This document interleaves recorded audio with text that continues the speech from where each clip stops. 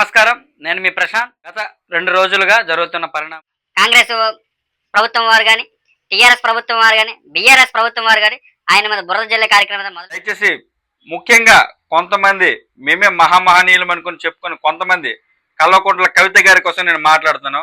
ఆ రోజు నీ స్థాయి ఏంటి? నువ్వు తెలంగాణ రాష్ట్రానికి చేసింది ఏంటి?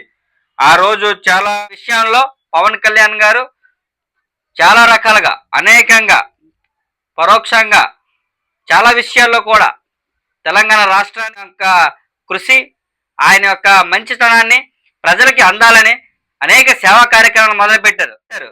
ఆ రోజు ఉదయ తుఫాన్లో అయితేనేమి, మన కొండగొట్టు ఆ విషయంలో అయితేనేమి, ఏదైనా జరిగినప్పటికీ కళ్యాణ్ కష్టం అంటేనే సహాయం అంటేనే పవన్ కళ్యాణ్ రీతిలో ఉన్న పవన్ కళ్యాణ్ గారి మీద ఇలాంటి బురద జల్లే విషయాల్లో మేము అయితే తరిమి కొట్టాలనుకుంటున్నాం. ఆవిడ ఈ ప్రెస్ మీట్ లో మాట్లాడేది పవన్ కళ్యాణ్ గారు లేరు అనుకుంటున్నాను.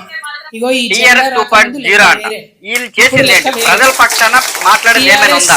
ఇలాంటి సోషల్ మీడియాలో ట్రోల్ చేసుకోవడానికి తప్ప మీ మాటలు దేనికి పనికిరావు. ఇంకా బుద్ధి చెప్తారని మనస్ఫూర్తిగా కోరుకుంటున్నాను. అలాగే ఇంత అభివృద్ధి చేస్తున్న మా పవన్ కళ్యాణ్ గారి మీద ఈ రకంగా మాట్లాడితే మేము ఊరుకోం.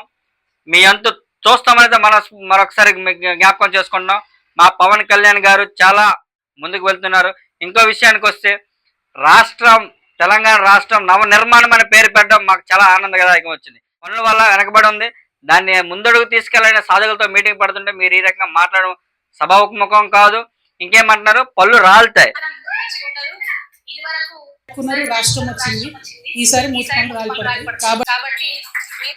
మీకు ప్రజలు మూతిపళ్ళు రాలగడతారని మనస్ఫూర్తిగా చెప్తున్నాను. నీ యొక్క టీఆర్ఎస్ పార్టీని భూస్థాపితం చేసే రోజు ఒకటి వస్తుంది. ఒక టీఆర్ఎస్ బతుకులు మీవి. పవన్ కళ్యాణ్ గారు విమర్శించే స్థాయి మీది కాదు. నువ్వు కేవలం ఒక ఎమ్మెల్యేగా కూడా గెలలేడు. నీవు మా పవన్ కళ్యాణ్ గారి కోసం మాట్లాడదావా? నీకు దమ్ము ధైర్యం ఉంటే పోటీ చేయి.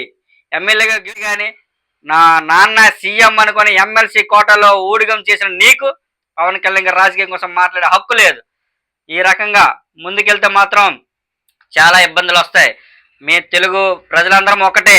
మీ యొక్క దొంగ రాజకీయాల వల్ల మమ్మల్ని విడగొట్టారు. దాన్ని జ్ఞాపకం చేసుకోండి.